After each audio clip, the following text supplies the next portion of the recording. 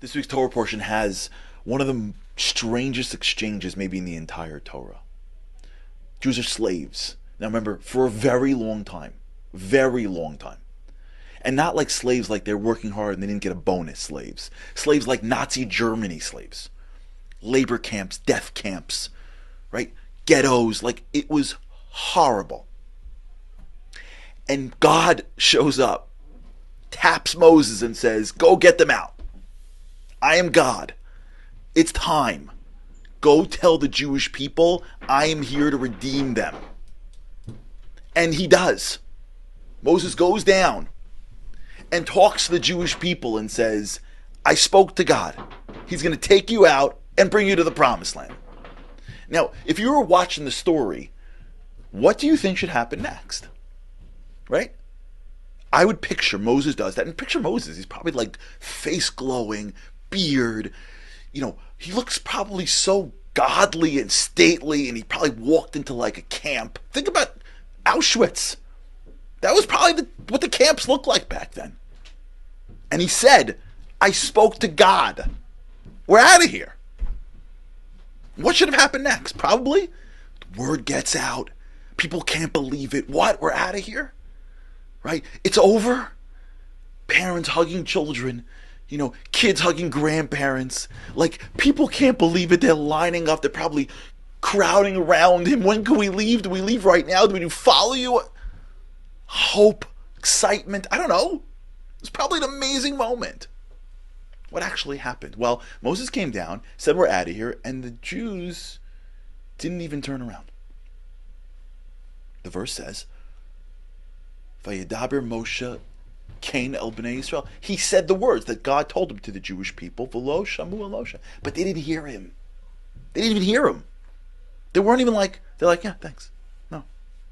Yeah, whatever. They like shrugged and kept on working. Why? So the verse says, Mikotze ruach, from shortness of spirit, u'me'avoda kasha. Why didn't they hear him? Redemption was here. It's because they had shortness of breath, shortness of spirit. So the Emek Davar, a commentator, says, Lo haya lahem panai lehifanos. They didn't even have the space to turn ladavar. They were so overworked. They were so busy. They were so consumed. They were brick, quota. You need a little bit of headspace to hear a guy say redemption. The kotzer ruach, the shortness was they couldn't even digest it.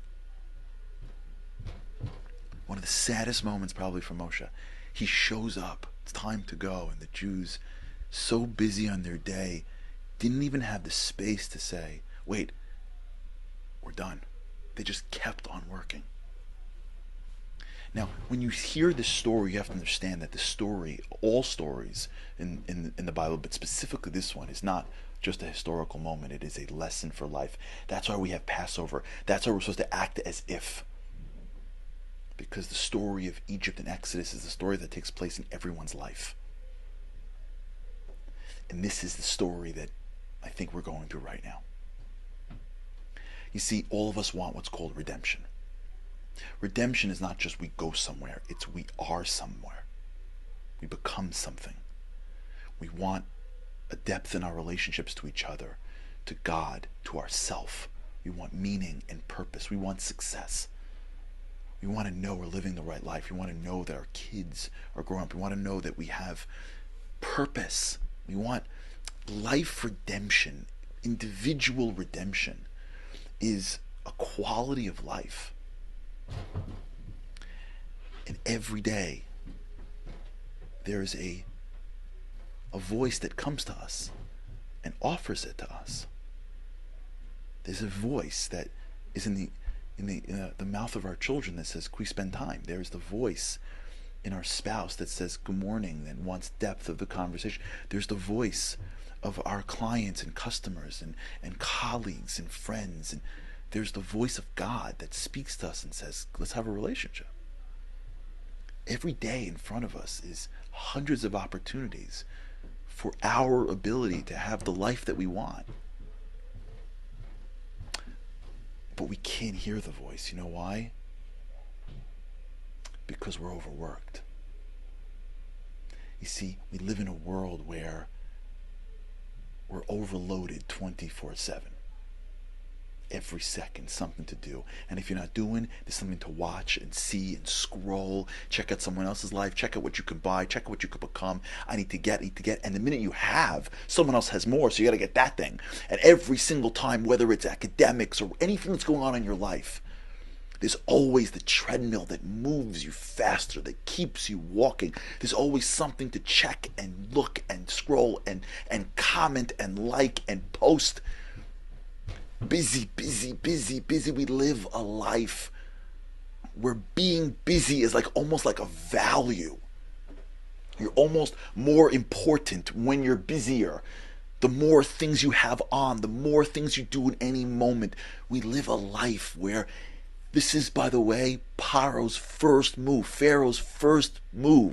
to get the Jews to not think of redemption is to work them. This is the oldest trick in the playbook, and it's still being played on us.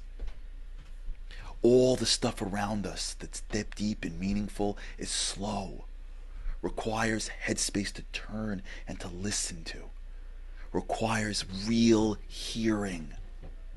Everything that means something in our lives that we're going to hold on to at the end of our lives and say it was valuable requires a certain slowness, a certain patience, a certain depth, a certain listening, a certain understanding and paying attention to.